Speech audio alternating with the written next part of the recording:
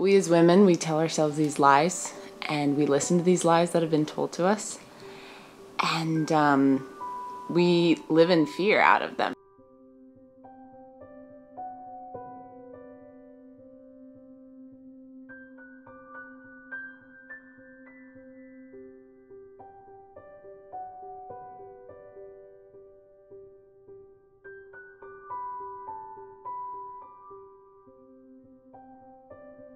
I tear myself apart about it sometimes just because it bugs me so much. It's the confirmation of what you believe about yourself. You're not good enough, you're not pretty enough, there's always smart enough, there's always something better you can do, there's no way you're going to make it. That's such a good job for you, that's just what a woman should be doing. You're not good enough. You are not enough. There's no way any guy will ever like you for you.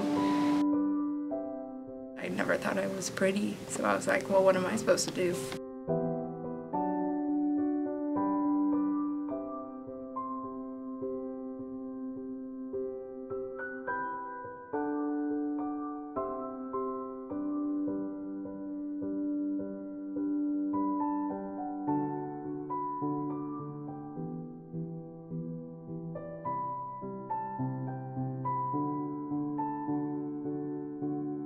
One of the main lies that I've struggled with is the lie that we have to be happy. As women, you know, we're told if you smile, you're pretty. And so we're expected to be happy all the time. And as someone who struggles with depression, I'm not always happy. Yes, I strive for that happiness, but being told that to be a woman, you have to smile, you know. We're kind of told that we're prettier when we smile. And if we're not smiling and being happy all the time and being that fake happy, we're not enough. Well, one thing I remember being told when I was little is that people said I had elephant ears. My ears were just too big for my face, and that made me kind of self-conscious about that, and I started thinking of my other features weren't good. Some days I don't like my nose, like especially profile, I think it's just too big. I tear myself apart about it sometimes just because it bugs me so much. A lie that I've been told that I am completely fed up with, that I think has led our culture in the completely most negative, degrading way has been, you know, in elementary school when you're sitting at your desk and the boy across from you or behind you pokes you with a pencil or pulls your hair. And then when you get to middle school and high school, it moves to the popping of the bra strap and but teachers especially are like, oh, it's just because they like you. It's fine, it's not a big deal. And then eventually, when you get to college, you have this complete misconception of what affection is. So then when a guy, especially if you're at maybe like a college house party situation, a guy maybe like grabs your waist or your arm or something, you're like, oh, that's affection. That's okay, he just likes me. We depend on the opinions of others, especially their approval. And that's a lie. I'm a special education major, and I've been told on numerous occasions, like, oh, of course, you're a woman, of course you're in the education program. Like, so you're gonna teach, and then you're gonna get married, and you're gonna have babies, so it's a perfect job for your babies. And I hate that assumption that like, oh, of course you're doing that because that's what you're supposed to be doing. My dad says it all the time. That's such a good job for you, that's just what a woman should be doing.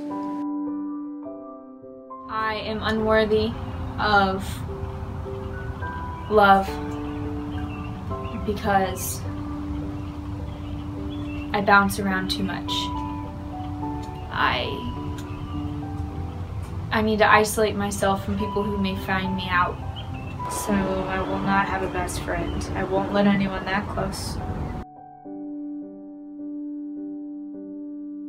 A lie that I've been dealing with a lot since I've been at college especially has just been that I came in at a much different level than a lot of my fellow music majors did. I came in at a lot lower level. So just the reality of like, you are never gonna be as good as she is. She started at like such a better place and you're never gonna catch up.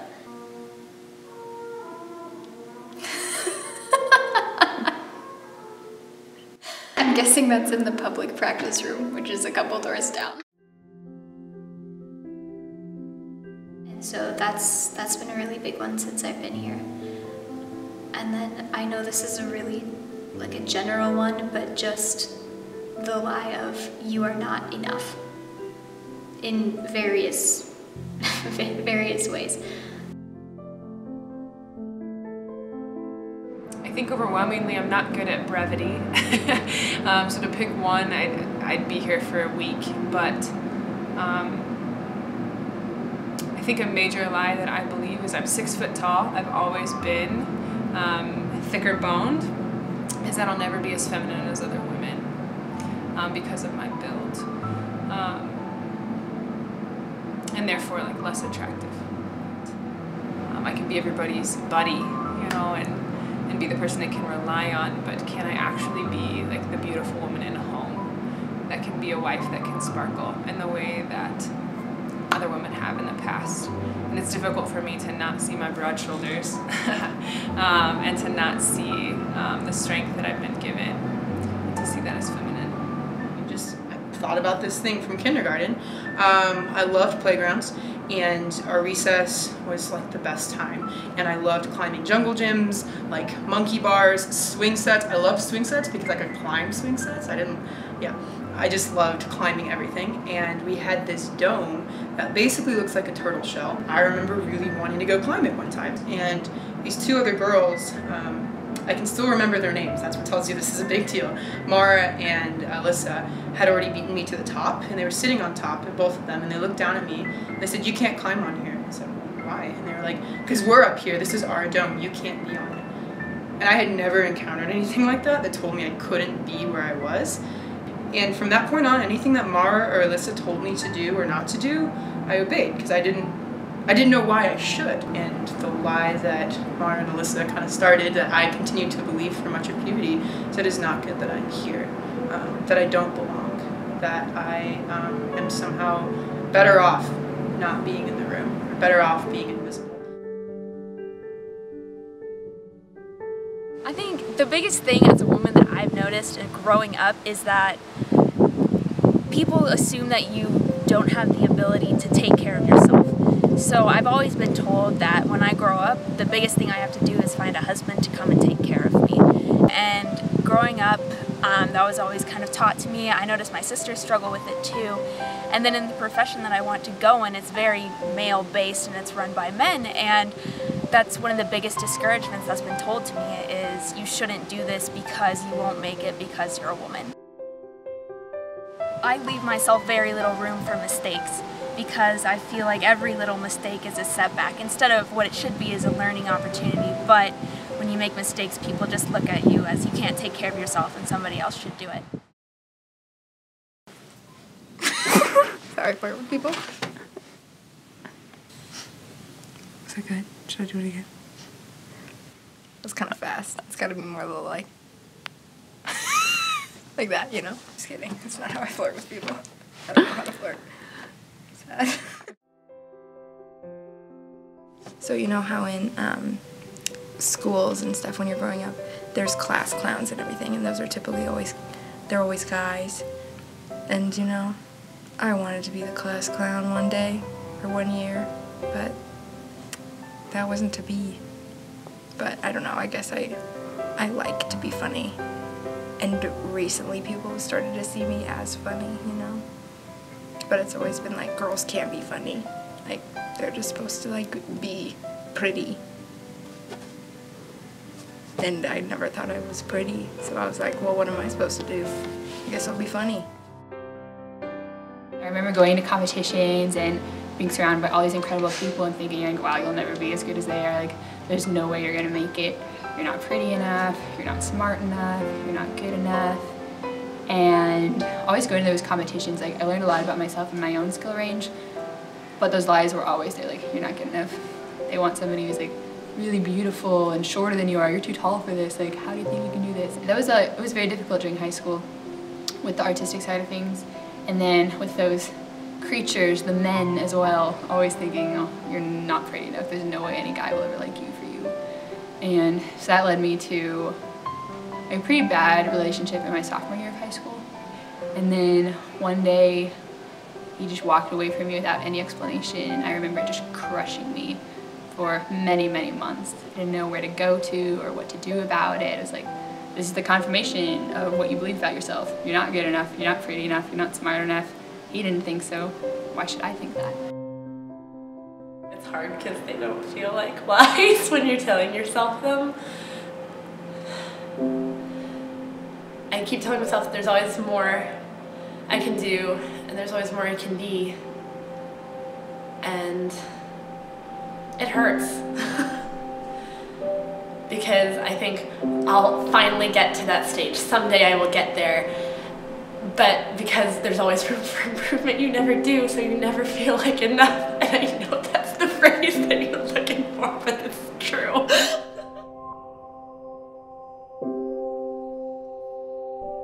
Especially what people say in like anger, because they like mean to hurt you, but they don't actually mean what they say. And to them, it's just like a blip on the map, something they said, but you hold on to it, and it stays within you, and it's like a seed, and it takes root, and it just like grows and grows, and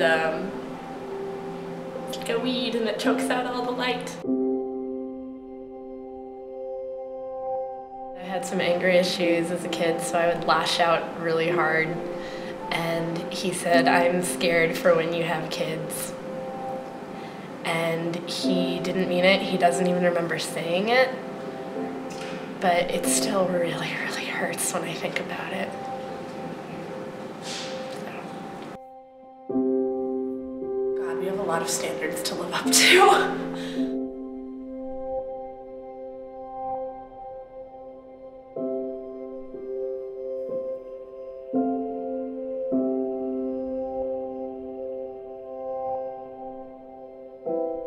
We as women tell ourselves these lies. We allow ourselves to believe these lies, or we either like hold on to them, or we've heard them from others, and whether that's a joke or whether it's like said in seriousness or whatever, and we let them manifest in us and cause us to not live freely. We let them determine who we are, and we act out of fear, because of them, rather than saying, those are lies, and this is who I actually am. Why do we do this? Why do we put ourselves down? Why do we put each other down? Words hurt, and words can be very powerful things.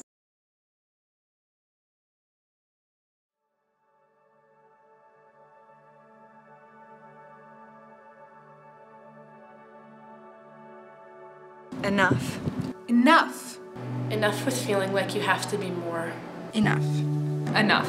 Enough with isolation. Enough with the pretending. Enough with feeling weak. Enough with being scared of emotions. It's funny because you're smiling. How does that actually make you feel? It doesn't matter if I'll never be as good as she is, because that's not what I need to be. I need to be as good as I can be. And it doesn't matter where she's at, where he's at, what they're doing. It matters what I'm supposed to be doing. We don't always have to be smiling. Our smiles are not the only thing that make us worthy and enough and worthy of love. I think I never want to turn to my little girl and tell her to be a little delicate flower. Like, she will be a warrior, 100%, because even roses have thorns. And we can be that warrior and still look pretty. Enough of the competition. Enough of tearing each other down. Enough with a lie that I'm not feminine enough. I mean, we were all made differently. We all look differently. We're not good at the same things, but we're all beautiful inside and out. And we need to, it's easier said than done, but we should stop telling ourselves that like we're not good looking, that we need to change this about ourselves, that we need to change this about ourselves. We should only change if it betters our life. Because, I mean, you're not going to look young forever. One day you're going to be old, and you're going to be the only one to entertain yourself. And I think I'm going to do a fine job of that, so. Just because you're a woman doesn't mean you can't do things. If that's what your heart is meant to do, you should follow it. Enough with the lies that you tell yourself. Enough with the forced identities. Enough with the hurt. Enough with the pretending. Enough with the comparing. Enough of fighting each other. Enough with feeling inadequate. I am enough to be in this room.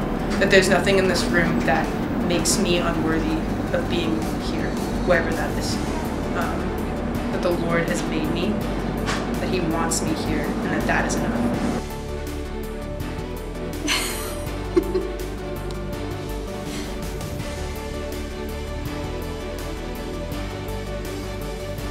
Enough. Enough. Enough. Enough. Enough. Because I am enough.